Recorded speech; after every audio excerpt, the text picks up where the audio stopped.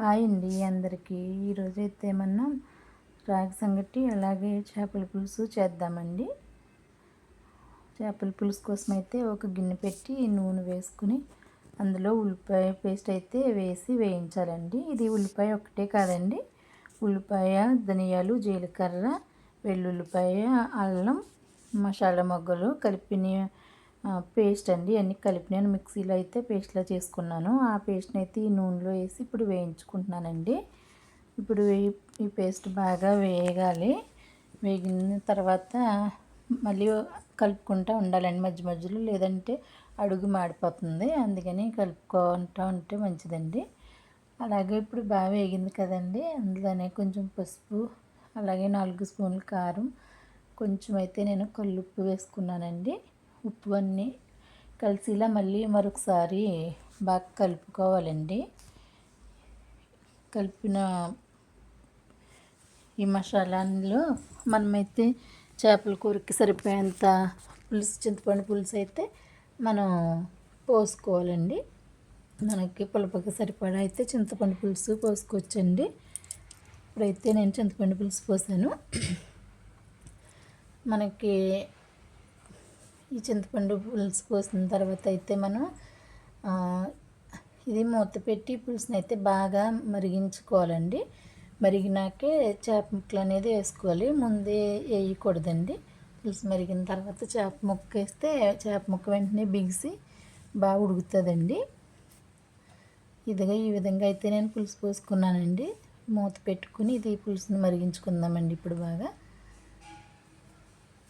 పులుసు మరిగిన తర్వాత మనం ఇప్పుడైతే చేప ముక్కలు వేద్దామండి.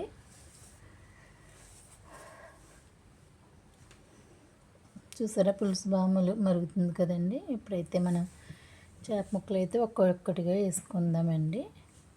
అన్నీ ఒకేసారి వేసినట్టయితే అవి చేప ముక్కలు అన్నీ కలిసిపోయి మెత్తగా అయిపోతాయి, పేస్ట్ లాగా అయిపోతాయండి. అందుకు మనం ఒకటిగా వేసుకోవాలండి చేపలు. నేను వేస్తున్నాను చూసారా, ఆ విధంగా అయితే వేసుకోండి. అన్నీ ఒకేసారి వేసేసి మనము గట్టెట్టి తిప్పేసినట్లయితే బాగా ఉండవండి చేపలు, అయితే ముక్కలుగా అయిపోతాయి. ఇప్పుడు దీంట్లో అయితే ఒక 5-6 పచ్చిమిరపకాయలు వేసుకుందామండి. అలాగే కొంచెం కరివేపాకు కూడా వేసుకుందామండి. కరివేపాకు వేసుకుని మూత పెట్టేసి నేనైతే ఒక 20 నిమిషాల పైనే చేపల పులుసుని అయితే ఉడికించానండి. 20 నిమిషాల తర్వాత అయితే మూత తీసి ఇప్పుడు చూద్దాం. 20 నిమిషాల తర్వాత అయితే ఇప్పుడు బాగానే ఉడికిందండి. ఈ విధంగా ఉడికితే బాగుంటుందండి కూర. అలాగే చేపలు అయితే బాగా ఉడికినాయి. పులుసు కూడా కొంచెం చిక్కగానే అవుతుందండి. ఇంత చిక్కగా ఉంటే బాగుంటుందండి. అంటే పులుసు మనకు కావాల్సిన విధంగా దింపుకోవచ్చండి. ఇప్పుడు రాగి సంగటి ఎలా ఉండాలో చూద్దామండి. ఒక గిన్నెలో నేను గ్లాస్ బియ్యాన్ని కడిగి ఎసరు పెట్టి ఉడికించానండి. ఉడికిన తర్వాత అయితే ఈ విధంగా ఉందండి అన్నం. ఇప్పుడు అన్నాన్ని ఒకసారి బాగా మెదిపేసుకోవాలండి మెత్తగా. మనం రాగి పిండి వేసాక మెదిపినట్టయితే అంతగా అవ్వదు కదా. అందుకే ఇప్పుడు బాగా మెదిపిన తర్వాత దాంట్లో 4 స్పూన్లు రాగి పిండి అయితే వేసుకున్నానండి. నేను రాగి పిండి వేసిన తర్వాత ఒక మూత పెట్టేసి ఒక 5 నిమిషాలు అలాగే ఉంచేయాలండి.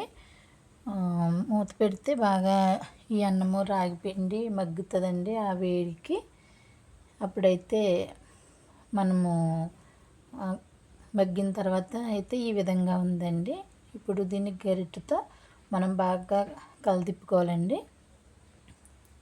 కలదిప్పుకున్న తర్వాత అయితే ఈ రాగి పిండి ముద్ద అనేది చేసుకోవడానికి వీలుగా మనకి ముద్దలాగా అయ్యిందండి. ఇప్పుడైతే నేను రాగి పిండి ముద్దను చేసుకుంటున్నాను. ఒక గిన్నెకి కొంచెం ఆయిల్ రాసి ఆ గిన్నెలో ఈ రాగి పిండి, ఇది ఉడికిన ఈ రాగి సంగటి అయితే ఆ గిన్నెలో వేసుకుని మనం ఇలా తిప్పినట్టయితే అది ఇలా ముద్దగా అయిందండి.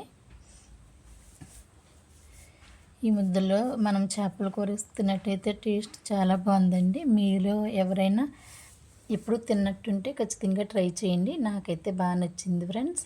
అలాగే నా ఛానల్ని సబ్స్క్రైబ్ చేసుకోండి. అలాగే లైక్ చేయండి ఫ్రెండ్స్. మీ సపోర్టు ఇవ్వండి.